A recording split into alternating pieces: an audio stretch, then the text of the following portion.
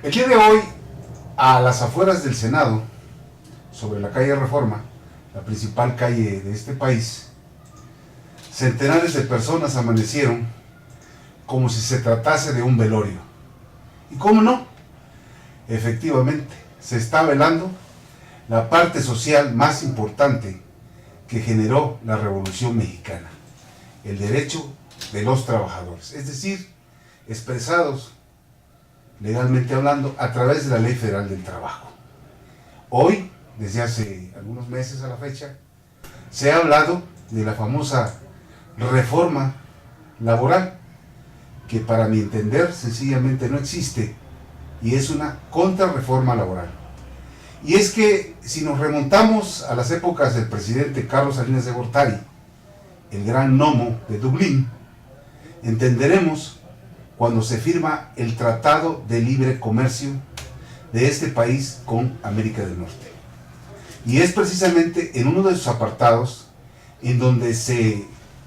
esboza la homologación salarial, tanto para mexicanos, en general para todos. No hay dos clases de trabajadores, los trabajadores normales y los trabajadores al servicio del Estado, que así ilegalmente, desde ahí está el problema, la ley así lo prevé, la ley mexicana, es decir, homologar los salarios a lo mismo que ganan los trabajadores norteamericanos y canadienses. Hoy, pomposamente y de manera rimbombante, pero además demagógica, tanto los diputados como los senadores hablan de una reforma laboral que aparentemente habrá de traer grandes inversiones al país para que se generen los millones de empleos que se necesitan para las nuevas generaciones de mexicanos. Cosa que está en entredicho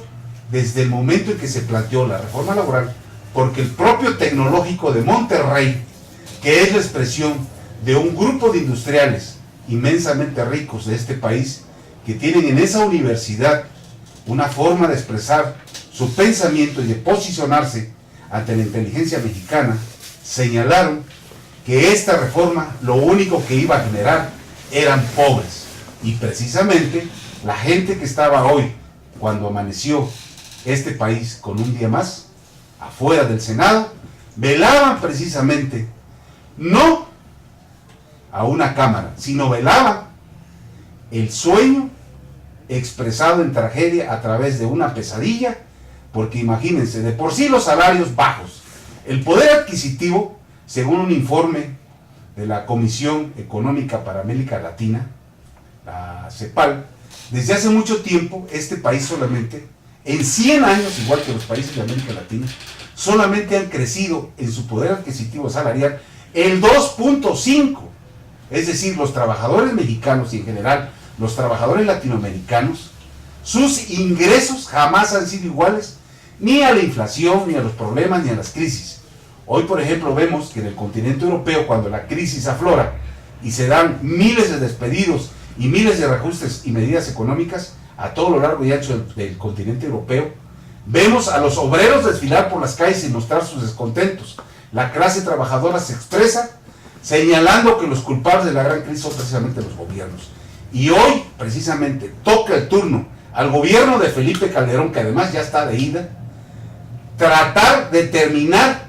con los últimos vestigios de la expresión social de nuestro movimiento armado, la Revolución Mexicana, al pretender hacernos creer a los mexicanos que con esta reforma laboral se va a conseguir el desarrollo económico de la nación. Gran mentira. Y desde este rincón de la colonia Nápoles, desde este rincón de Casa 125, nosotros hoy, el Consejo Nacional de Organizaciones, decimos: esa no es una reforma, es una contrarreforma laboral que va contra todos los intereses. Pero lo que es peor aún, el hecho de que se hayan reelegido dos siniestros charros sindicales, tanto en el magisterio como en el Sindicato de Trabajadores Petroleros de la República Mexicana, me refiero concretamente a Elvester Gordillo y a Carlos Romero Deschamps, por 6 años más, al frente de dos de las instituciones sindicales más importantes del país, que además esa reforma laboral no toca ni con el pétalo de una rosa, sencillamente es una locura siniestra. porque en este país ya de por sí la Ley Federal del Trabajo y el propio artículo 123 habla de dos clases de trabajadores: los que están al servicio del Estado con toda clase de garantías y mejores salarios, y los trabajadores al servicio de la iniciativa privada. Es decir, si hay dos clases de leyes, si hay dos clases de trabajadores, sencillamente es una pesadilla social. Y hoy se refleja hasta lo más ínfimo de esa actitud maquiavélica de parte de la autoridad laboral y de parte del Ejecutivo de la Nación al haber enviado una contrarreforma laboral para sepultar definitivamente el contenido social de la Revolución Mexicana. He dicho, por su atención, muchas gracias.